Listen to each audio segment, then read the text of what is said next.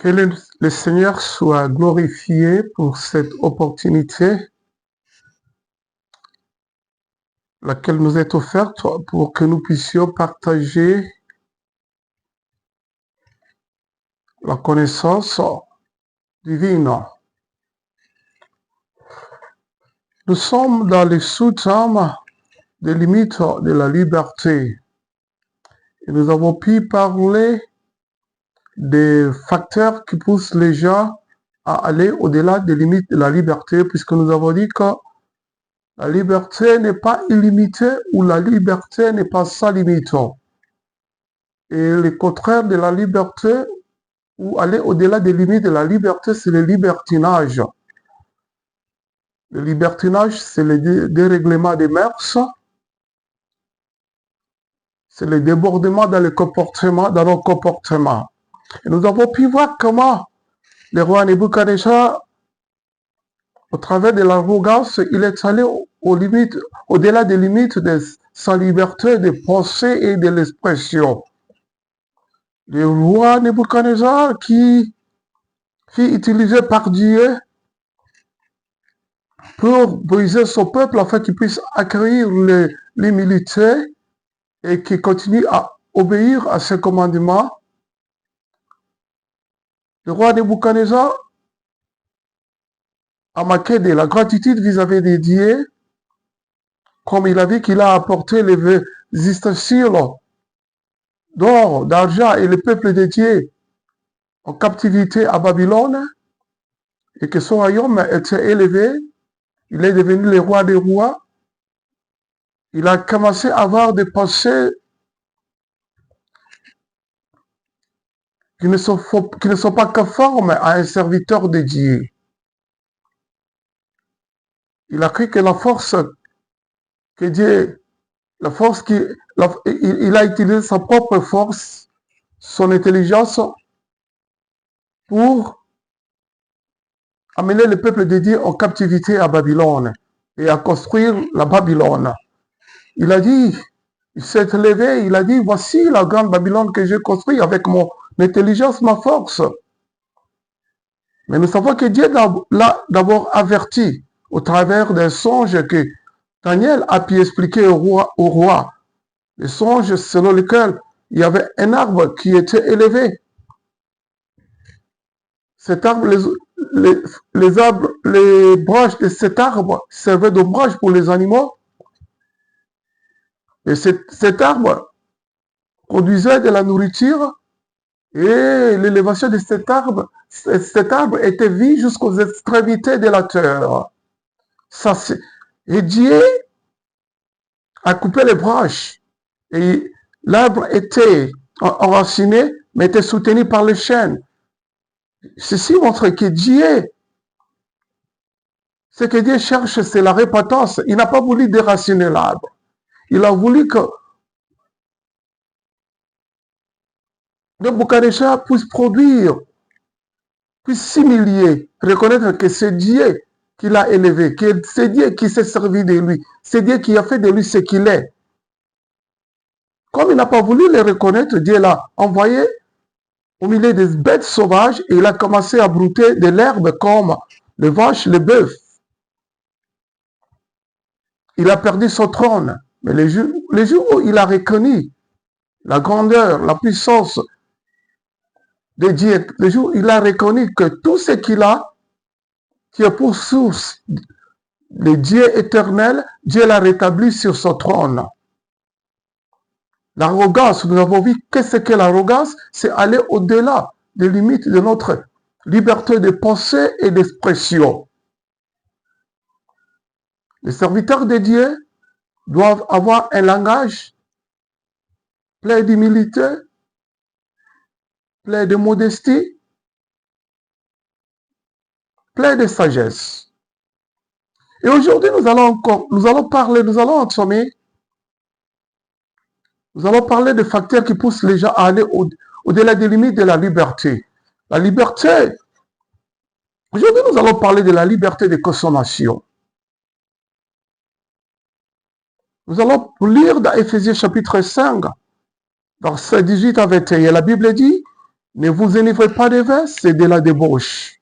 Soyez au contraire remplis de l'esprit. Entretenez-vous par des psaumes, par des hymnes et par des cantiques spirituels, chantant et célébrant de tout votre cœur les louanges du Seigneur. Rendez continuellement grâce pour toutes choses à Dieu le Père, au nom de notre Seigneur Jésus-Christ. Vous soumettant les uns aux autres dans la crainte de Christ. Les gens ont toujours se limite toujours au niveau du verset 18, là où la Bible nous parle de ne pas nous enivrer de vin et d'être remplis de l'esprit. Aujourd'hui, nous voulons tracer une ligne de démarcation entre la consommation de l'alcool et l'excès de la consommation, ou les gens qui vont au-delà des limites de la consommation du vin. Nous savons que Paul a même parlé, il a même suggéré à Timothée de consommer un peu de vin pour soulager et pallier à son problème d'estomac. Mais il n'a pas dit à Timothée de s'enivrer, de vivre dans l'ivresse. Et nous savons même que les gens ont traité le Seigneur Jésus de buveur, de vin, mais ils ne l'ont pas traité d'ivrogne. Le Seigneur a parlé de cela quand il a dit, car Jean-Baptiste est venu, ne mangeant pas de pain et ne buvant pas de vin. Et vous dites, il a un démon. Le Fils de l'homme est venu, mangeant et buvant, et vous dites, c'est un mangeur et un buveur, un ami des publicains et déjà de mauvaise vie. Mais la sagesse a été justifiée par tous ses enfants. La sagesse a été justifiée. Les gens ont traité, les pharisiens ont traité Jésus de qui? D'un buveur de vin, mais ils ne l'ont pas traité d'ivrogne. C'est-à-dire que Jésus n'allait pas au-delà de la consommation du vin pour s'enivrer, pour devenir ivrogne. Jésus était rempli de sagesse. Quelqu'un qui s'en va au-delà de la consommation normale du vin, de l'alcool, il ne peut pas garder sa sagesse. Et la Bible dit, ne vous enivrez pas de vin, c'est de la débauche. C'est le dérèglement des mœurs. Soyez au contraire remplis de l'esprit. Entretenez-vous par des psaumes, par des hymnes et par des cantiques spirituels, chantant et célébrant de tout votre cœur les louanges du Seigneur. Quelqu'un qui est ivre ne peut pas s'entretenir avec les autres, avec les psaumes, des hymnes et des cantiques spirituels. Mais il va commencer à chanter des insanités, des propos qui ne valorisent pas même sa personnalité. Il ne va pas célébrer le Seigneur de tout son cœur. Il ne va pas rendre continuellement grâce à Dieu au nom du Seigneur Jésus. D'ailleurs, il n'aura pas la crainte du Seigneur. Il va aller, il va se comporter comme un fou. Quelqu'un qui va au-delà des limites de la liberté. Il est sans contrôle. Voilà pourquoi nous allons parler aujourd'hui du manque de la maîtrise de soi et le manque de discernement qui pousse les gens à aller au-delà des limites de la liberté. On lisait Lévitique chapitre 10, verset 8 à 11, la Bible dit, l'Éternel parla à Aaron et dit, tu ne boiras ni vin ni boisson enivrante, toi et tes fils avec toi, lorsque vous entrerez dans la tente d'assignation. Lorsque vous entrerez dans la tente d'assignation, de peur que vous ne mouriez, ce sera une loi perpétuelle parmi vos descendants, afin que vous puissiez distinguer ce qui est saint de ce qui est profane, ce qui est impur et de ce qui est pur, et enseigner aux enfants d'Israël toutes les lois que l'Éternel leur a données par Moïse. Ici, nous voyons que Dieu veut que nous soyons plutôt remplis du Saint-Esprit. Être remplis du Saint-Esprit va nous aider à contrôler notre corps, à assujettir notre corps, à garder la sagesse ou le discernement, à distinguer ce qui est saint de ce qui est profane, ce qui est pur de ce qui est pur, et à pouvoir enseigner avec intelligence. Comment pouvons-nous avoir la maîtrise de soi? quand Dieu a créé l'être humain, Dieu a dit, créons l'être humain à notre ressemblance, à notre image et à notre ressemblance. Et quand Dieu a créé l'être humain, c'est-à-dire l'existence humaine, l'être créé à partir du produit du sol. L'être humain, il existe, il a été formé à partir de la poussière du sol. Mais l'être humain devait porter l'image et la ressemblance de Dieu. Et qu'est-ce que Dieu a fait? Il a insufflé dans ses narines le souffle vital. Et l'être humain est devenu un être vivant. Il a existé, être vivant, et il avait la vie. Dieu a donné à l'homme ce qu'il a et ce qu'il est. Il a donné son image et il a donné sa ressemblance. Il lui a donné la vie et il lui a donné ce qu'il a. Dieu a la vie, il a la puissance, il a la sagesse, il a l'intelligence. Et Dieu, il a dit à l'homme, il le créa à l'image de Dieu. Il créa l'homme et la femme. Dieu les bénit et Dieu leur dit, soyez féconds, multipliez, remplissez la terre et l'assujettissez. Assujettissez la terre ou soumettez la terre et dominez sur tous les poissons de la mer, sur les oiseaux du ciel et sur tout animal qui se met sur la terre. C'est dans Genèse chapitre 1er, du verset 28 jusqu'à du verset 27 à 28, nous allons voir ça. Les gens se limitent à dire, soyez féconds, multipliez-vous. Remplissez la terre. Et là, les gens voient, oh, nous devons avoir beaucoup d'enfants. Ça, c'est une connaissance qui n'est pas profonde, qui n'est pas exacte. Puisque qu'est-ce que signifie? Comment nous allons maintenant assujettir la terre? Comment nous allons soumettre la terre? Ici, Dieu voulait dire à l'homme d'avoir le contrôle de son corps, qui est tiré du sol. Et l'homme ne peut pas contrôler, ne peut pas maîtriser son corps sans la présence de l'Esprit de Dieu en lui. L'Esprit de Dieu, au commencement, mouvait au-dessus des eaux. Et quand Dieu a créé l'homme, il a insufflé dans ses narines, il a doté l'homme de son esprit, qui est supérieur à toutes les autres créatures. En fait que l'homme puisse avoir la capacité de contrôler son corps qui est tiré de sol, qui est la poussière du sol, qui puisse avoir le discernement. Dieu ne peut pas nous donner un commandement sans qu'il puisse nous doter de la capacité de l'accomplir. Et dans Éphésiens 5, la Bible dit, ne vous enivrez pas de vin, c'est de la débauche. Au contraire, soyez remplis de l'esprit. Et Dieu a rempli l'homme de son esprit.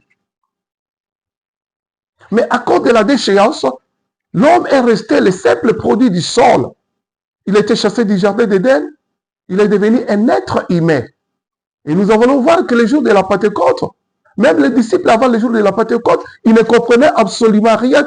Tous les paraboles que Jésus disait, tous les enseignements de Jésus, ils ne comprenaient pas, puisqu'ils n'avaient pas l'esprit de Dieu en eux. Ils étaient des simples êtres humains, des êtres qui existaient sous la forme humaine, les produits du sol. Ils n'avaient pas la sagesse, ils n'avaient pas le discernement, ils ne pouvaient pas se contrôler. Jusqu'au jour de la Pentecôte, l'esprit de Dieu est encore venu, leur doter de la vie, car c'est l'esprit qui vivifie. Ils sont devenus, ils ont eu encore la capacité de se contrôler. Et même, Dieu a dit, il a dit, nous avons vu qu'il a dit à Aaron, ne vous enivrez pas, ne prenez pas ce vin pendant que vous êtes en train de me servir, afin que vous puissiez distinguer ce qui est saint de ce qui est profane, ce qui est pur de ce qui est impur, et en fait que vous enseignez. Quelqu'un qui est ivrogne, qui est dans l'ivresse, comment il va enseigner avec sagesse, avec méthodologie? Puisque quelqu'un qui est ivre, il va tituber, il n'a pas le contrôle même de son langage, il ne connaît pas ce qu'il fait. Même s'il connaît ce qu'il fait, mais il ne le fait pas avec contrôle, avec discernement. J'ai dit que le Seigneur a été traité de buveur de vin et non pas d'un ivrogne. Mais sa sagesse a prouvé qu'il avait le contrôle de tout ce qu'il faisait. Et tout ce qu'il fait, puisqu'il est le même hier, aujourd'hui et éternellement. Aujourd'hui, nous allons voir le fils de Nebuchadnezzar. Il est devenu là, son papa, puisque nous, les hommes, nous sommes toujours limités, le règne de son papa était devenu à la limite, mais après que Dieu ait l'a restauré sur le trône royal. Il est arrivé à sa fin, il est mort, son fils l'a remplacé. Et un jour, son fils a pris du vin, il est devenu ivre, il a invité ses concubines, ses femmes et ses serviteurs.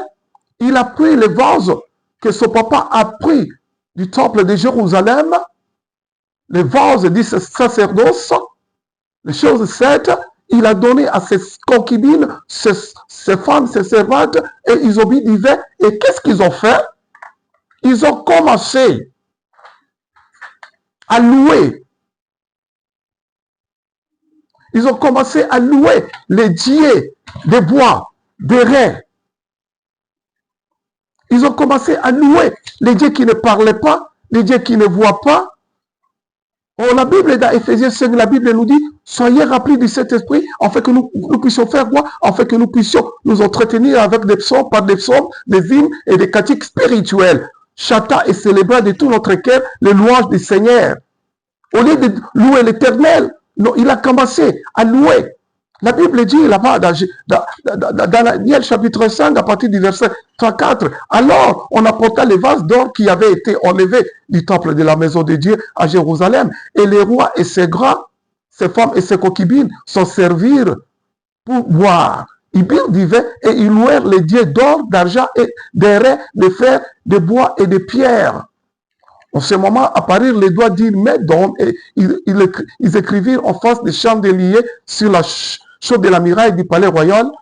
Le roi vit cette extrémité des mains qui écrivaient. Alors le roi changea de couleur et ses pensées les troublèrent. Les jointures de ses reins se relâchèrent et ses genoux, là, il a commencé à tituber, se heurtèrent l'un contre l'autre. Le roi cria avec force qu'on fit venir les Chaldéens et les Dévins. Et le roi prit la parole et dit aux sages de Babylone, quiconque lira cette écriture et m'en donnera l'explication sera revêtu de pourpre, portera un collier d'or à son cou et aura la troisième place dans le gouvernement du royaume. Les sages sont venus, mais ils ne pouvaient pas lire ni expliquer. Et le roi avait encore eu peur. Et qu'est-ce qui s'est passé? La reine, à cause des paroles du roi et de ses grands, entra dans la salle du festin et prit ainsi la parole. Ô roi, vis éternellement, que tes pensées ne te troublent pas et que ton visage ne change pas. Ne change pas de couleur. Il y a dans ton royaume un homme qui a en lui l'esprit de Dieu saint, et du temps de ton père, on trouva chez lui des lumières, de l'intelligence et une sagesse semblable à la sagesse de Dieu, à la sagesse de Dieu. Aussi le roi de Nebuchadnezzar, ton père le roi, ton père l'établit, chef des magiciens, des astrologues, des chaldéens, des dévins, parce qu'on trouva chez lui, chez Daniel, nommé par le roi Belkachar, un esprit supérieur à la science et de l'intelligence, la faculté d'interpréter les songes, d'expliquer les énigmes et de résoudre les questions difficiles. Que Daniel soit appelé et il donnera l'explication. Et Daniel fit appeler. Et le roi dit, si tu me lis cette écriture et tu l'expliques, je vais te doter de pourpre, vous serez... si vous êtes capable de le faire, je mettrai un collier d'or à ton cou, tu seras revêtu de pourpre et tu auras la troisième place dans le royaume, troisième place dans le gouvernement de mon royaume. Daniel, qui était plein d'humilité, il a dit au roi, Daniel répondit aux présences du roi, garde tes dons et accorde à un autre tes présents. Je lirai néanmoins l'écriture du roi et je lui en donnerai l'explication. Et Daniel commença à expliquer au roi qu'est-ce que son papa avait fait. Son papa avait amené les Israélites captifs à Babylone. Il a même amené les ustensiles sacrés. Mais il ne s'est jamais servi. Il n'a jamais désacralisé les choses saintes. Et il avait un cœur. Il était humble. Il s'est reparti quand Dieu l'a abaissé. Il a eu un cœur plein de gratitude. Il a reconnu que c'est Dieu qui l'avait élevé pour qu'il puisse amener les Israélites captifs à Babylone, pour qu'ils puissent construire Babylone. Mais il ne s'est jamais servi des ustensiles du sacerdoce, comme vous l'avez fait aujourd'hui, vous l'avez donné à vos concubines, femmes et serviteurs. Et cette écriture qui est sur le mur, sur la muraille, c'est la sentence divine. L'écriture, c'était mene tekele parsim. Voici l'explication. Dieu a compté ton règne et y a mis fait. Tu as été pesé dans la balance et tu as été trouvé léger. Ton royaume sera divisé et donné aux Mèdes et aux Perses. Vous voyez, puisqu'il est allé au-delà de la consommation du vin, il était ivre, il ne pouvait plus se contrôler. Le fils de Nebuchadnezzar, qu'est-ce qu'il a fait? Il a désacralisé les ustensiles du sacerdoce. Il a marché au pied. Et Dieu, chaque fois que nous allons au-delà des limites de la liberté, il y a toujours une sentence divine. Nous avons la liberté de culte. Les Israélites qui sont sortis de l'Égypte, qui ont commencé à adorer les veaux d'or, au lieu d'adorer Dieu seul, nous devons adorer. Ils ont dit, c'est toi. Ils ont dit que c'est les veaux d'or qui les a fait sortir du joug de l'esclavage. Dieu a donné la sentence. Cette génération ne verra pas la terre promise.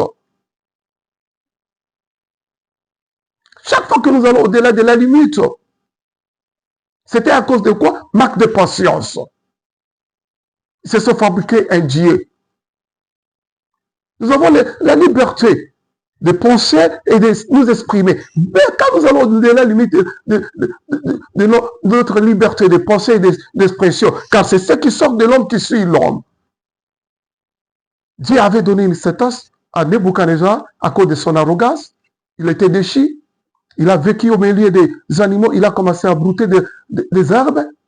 Mais quand il a reconnu la grandeur de Dieu, il était rétabli. Mais avec son fils, la sentence divine était tombée. Et cela a conduit à sa mort. Quand nous allons au-delà des limites de la consommation de l'alcool, nous allons perdre la sagesse. Nous allons perdre le discernement. Nous allons perdre la balance, l'équilibre. Et la Bible dit qu'est-ce qui est arrivé quand l'écriture était là-bas, sur le mur. La Bible nous dit que qu'est-ce que le roi avait perdu? La balance.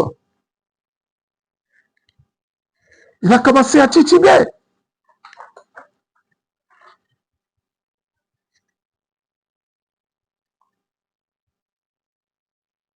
La Bible nous dit bien que quand il a vu cette main sur la muraille, le roi, il a vu que ça c'est sérieux. Il est revenu. Même, il y a même le juste Noé, à cause de l'excès de la consommation, il a maudit son fils. La Bible dit dans Genèse, c'est par l'ivrogne, Noé commença à cultiver la terre et planta de la vigne. Il vivait s'enivra et se découvrit au milieu de sa tente. C'est-à-dire, ni Cham, père de Cana, vit la nudité de son père et il rapporta dehors à ses deux frères. Alors Sem et Japheth prirent les marteaux et les mirent sur Japheth, prirent les marteaux, les mirent sur l'herbe et Paul marchèrent à reculons. Ils marchèrent à reculons et couvrirent la nudité de leur père. Comme leur visage était détourné, ils ne virent point la nudité de leur père. Lorsque Noé se réveilla de son vin, il apprit ce que lui avait fait son fils cadet, et il dit, maudit soit Cana qui soit l'esclave de ses esclaves, de ses frères. Vous voyez, à cause de l'excès du vin lui-même qu'il a planté, il a mis à l'excès les produits de la vigne, le vin, il s'est retrouvé nu. Et son fils, par accident, il a découvert la nudité de son père. Et quand il est revenu, il a repris connaissance, il a maudit son fils. Ce n'est même pas à cause de ses paroles qu'il a maudit son fils. Il a maudit son fils en restant ni devant son fils. On restant ni devant son fils. L'excès de vin va nous faire perdre le contrôle de soi, la maîtrise de soi.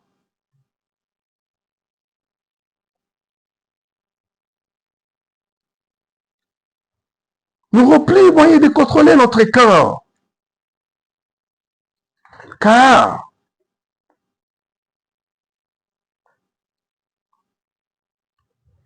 nous perdons le contrôle de toutes nos facultés. ne devons pas nous servir des membres de nos corps d'une manière folle. Quand le roi a vu cette main qui écrivait sur la muraille, la Bible dit, le roi changea de couleur et ses pensées les troublèrent. Les jointures de serrés se relâchèrent et ses genoux se heurtèrent. C'est ça l'attitude de quelqu'un qui est ivrogne et qui se trouve devant le fait accompli, puisque l'ivrognerie, vous allez commettre des actes et vous allez payer les conséquences de ces actes. Et vous allez vous retrouver devant les fêtes. Vous aurez, lui, ses genoux se heurtèrent. Puisque ces magiciens, les devins dans son royaume ne pouvaient pas lire ni écrire.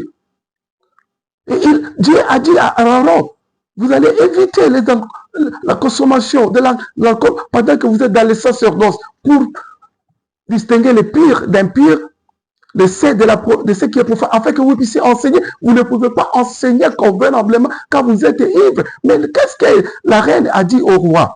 Il se trouve quelqu'un dans ce royaume qui a en lui l'esprit de Dieu, de la lumière. Quelqu'un qui est ivre, ses pensées sont ténébreuses.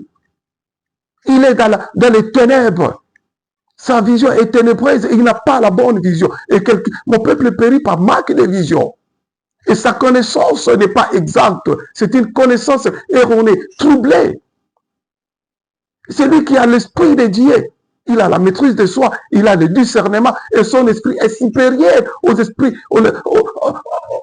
qui animent les devins, les magiciens, les sorciers. C'est ce que la reine a dit au roi et on a fait venir Daniel. Daniel a lu l'écriture, il a déchiffré et il a donné l'explication qui était une énigme devant les magiciens, les devins du roi. Et mais qu'est-ce que Dieu a dit? Il t'apaise. Quelqu'un qui est ivre, il perd sa valeur. Les gens ne vont plus le valoriser, il est dévalorisé. Dieu a apaisé ses actes. L'acte du roi qui s'est servi des ustensiles sacrés, qu'il a donné à ses serviteurs, à ses concubines, à ses servantes. Serviteurs, ses concubines, ses femmes.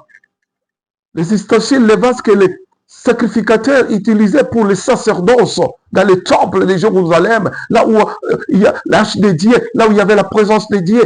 Il s'est servi pour s'enivrer avec ses femmes, ses concubines, et ils ont commencé à louer.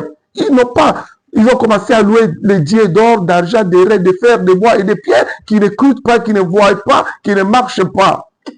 Pourtant, la Bible nous dit quand nous sommes remplis de l'esprit, qu'est-ce que nous allons faire? Nous allons nous entretenir avec des psaumes, des hymnes, des cantiques spirituels. Et les gens qui ne sont pas remplis de l'esprit, ils chantent des profanes, ils louent les créatures au lieu de louer les créateurs. C'est ce que le roi a fait avec ses invités, avec ses concubines, quand ils se sont servis vainement. Ils ont foulé aux pieds les ustensiles sacrés. Et ils se sont enivrés, ils ont commencé à louer les faux dieux de bois d'or, au lieu de chanter et célébrer de tous leurs cœurs les louanges du Seigneur, parce qu'ils ne peuvent pas le faire, ils sont ivres. Au lieu de vivre dans la crainte du Seigneur, raison pour laquelle le Seigneur a donné la sentence. Il a été pesé, il a été trouvé léger. L'ivresse, l'ivrognerie. Nous dévalorisons déjà. Nous pouvons commencer à parler, proférer des insanités. Nous pouvons même chanter des profanités, des insanités. Nous allons commencer à louer la créature au lieu de louer les créateurs. Nous vivons, nous allons marcher sans maîtrise, sans contrôle. Et nous n'aurons pas la capacité de contrôler notre corps.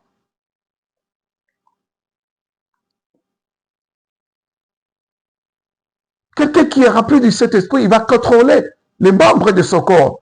Car son corps est le temple du Saint-Esprit. Il va valoriser Dieu au travers de son corps. Il va donner gloire à Dieu. Il ne va pas se comporter comme le fils de Nebuchadnezzar. Et qu'est-ce que la Bible dit?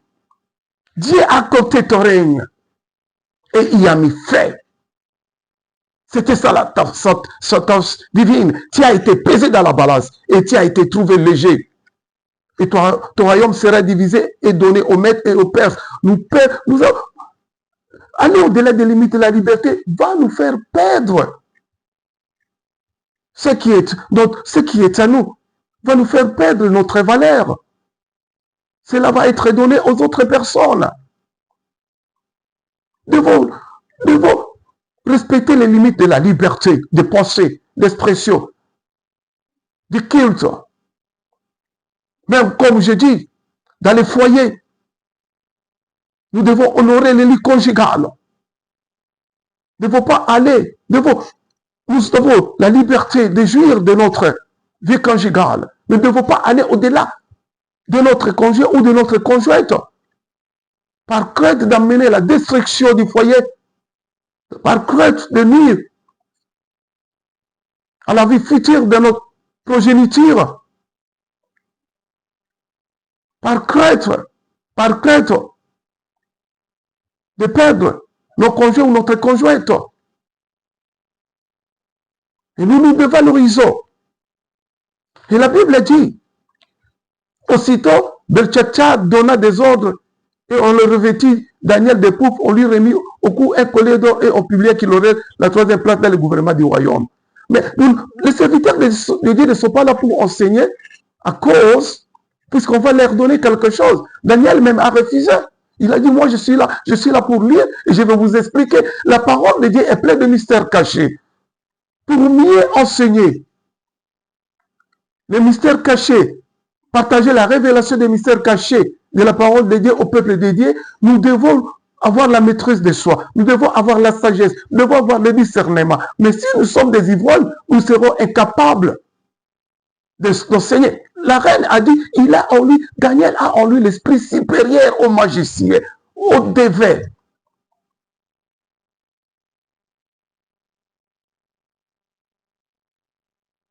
Cette même nuit, Belshazzar, roi des Chaldéens ou des Babyloniens, fit tuer. Et Darius, le Mède, s'empara du royaume, étant âgé de 72 ans. Après la sentence divine, le roi fit tuer. Il y a des fois, nous ne voyons pas, puisque nous ne voyons pas la mort physique, nous continuons à aller au-delà des limites que Dieu a tracées. Même nous avons vu que Dieu a donné aux eaux de la mer et de la rivière ou du fleuve les sables comme limite. Chaque fois que l'eau de la mer ou du fleuve dépasse, déborde, le sable, c'est l'inondation, ça détruit les infrastructures socio-économiques, ça mène l'inondation, l'inondation crée des épidémies, et les épidémies créent des pertes de vie humaines. Même si nous ne voyons pas la mort physique, pour dire la vérité, nous nous dévalorisons.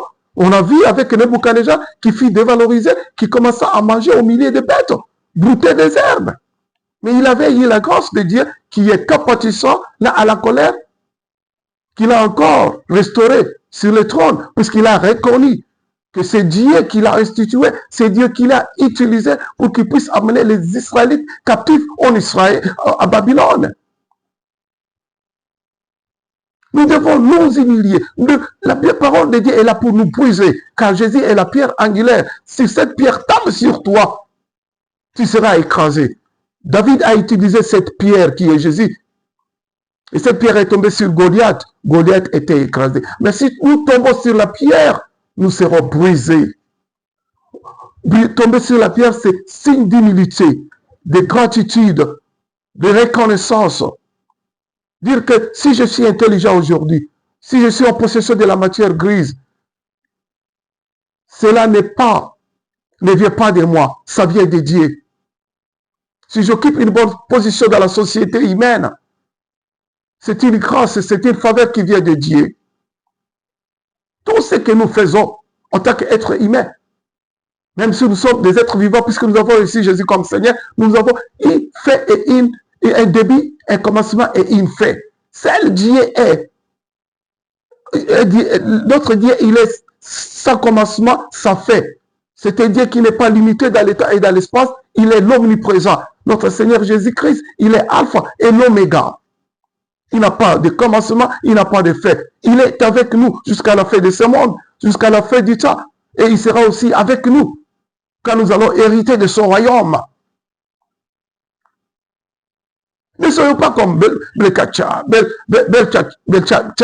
le fils de Nebuchadnezzar, qui s'est servi des ustensiles du sacerdoce. Il les a désacralisés. Il a donné à ses concubines, à ses femmes, à ses serviteurs, et ils ont commencé à louer les faux dieux.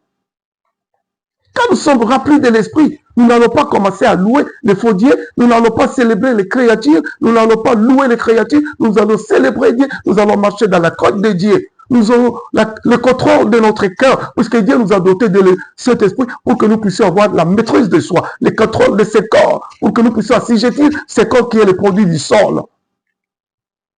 Puisque comment allons-nous assujettir la terre? Dieu parlait en réalité de ce corps. Cela est vu même dans Galates chapitre 5.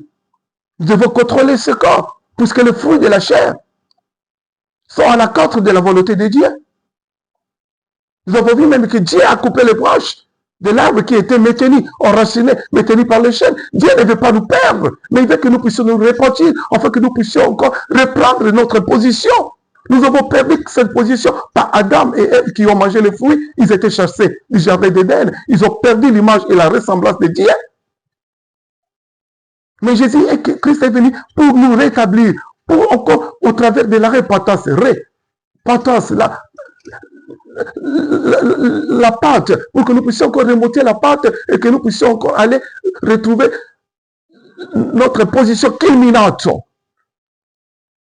Le point culminant, au travers de la repentance, afin que nous puissions encore produire des fruits. Nous devons produire des fruits dignes de la repentance pour reprendre notre position, pour que nous puissions dominer notre corps et que nous puissions aussi même, la Bible nous a même dit, nous devons dominer quoi? Les animaux. Mais aujourd'hui, puisque nous avons perdu la divinité en nous, à cause du péché, nous sommes déchus.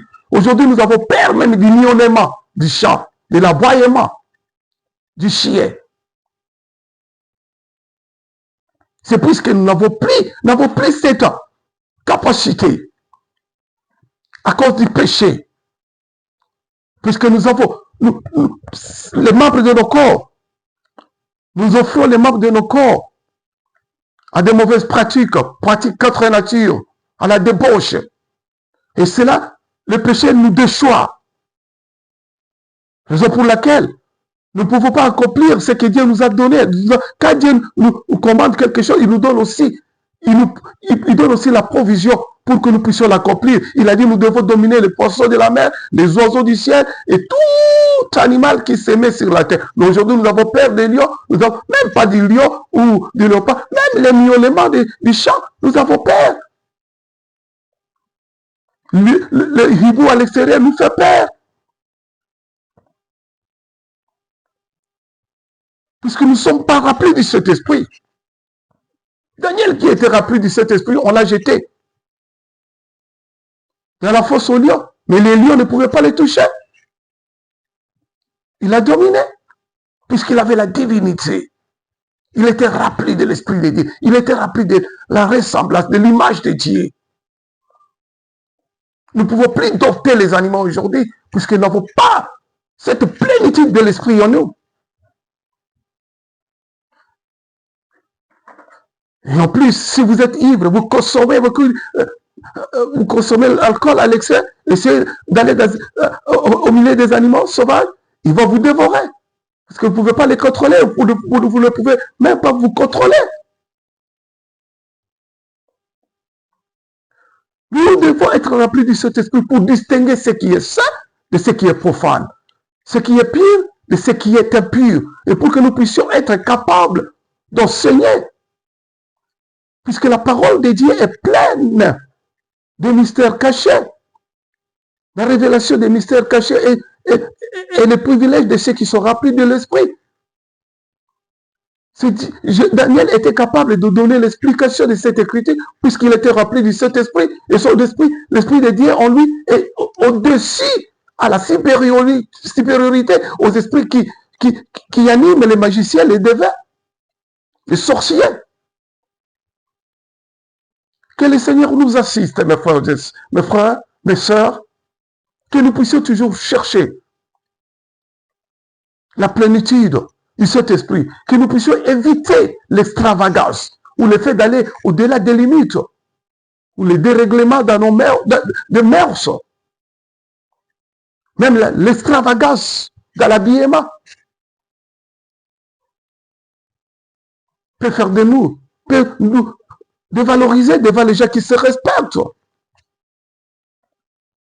C'est dévaloriser avec des accoutrements bizarres, avec l'habillement bizarre. Ça nous dévalorise aux yeux des gens qui ont la sagesse, aux yeux des gens qui se respectent. Nous devons être modérés dans notre habillement. Nous devons respecter l'élégance vestimentaire. Mais nous ne devons pas nous habiller au-delà, dans l'extravagance, afin que les gens puissent nous regarder pour que nous puissions des gens plutôt les regards. Ils résistent aux orgueillés, ils résistent aux gens qui sont hauteurs, aux gens qui regardent les gens, puisque l'expression, la liberté d'expression, l'expression ce n'est pas seulement verbale ou écrite, même notre expression faciale, quand nous regardons les gens avec dédain, avec mépris. Dieu n'aime pas des choses pareilles. Aujourd'hui, nous avons vu que les marques de la maîtrise de soi, du discernement, peut nous amener à vivre dans l'ivrognerie. Et quand nous sommes ivres, nous allons perdre le contrôle de la maîtrise de soi, nous allons perdre l'intelligence, nous allons perdre la balance, le contrôle, nous allons commencer à proférer des insanités qui vont nous dévaloir, qui va amener la déchéance dans notre vie. Et quand la sentence divine est prononcée, personne ne peut la changer. Et c'est ce qui est arrivé avec Belchacha qui était mort et il a perdu son royaume. Que le Seigneur nous assiste. Que le Seigneur nous remplisse de son esprit. La fois prochaine, nous allons continuer avec d'autres thèmes. Peut-être nous allons commencer avec un nouveau thème pour que nous puissions toujours avancer en profondeur dans la connaissance exacte de la parole de Dieu, afin que nous puissions jouir de la vie et de la vertu. Que le Seigneur, au nom de Jésus-Christ.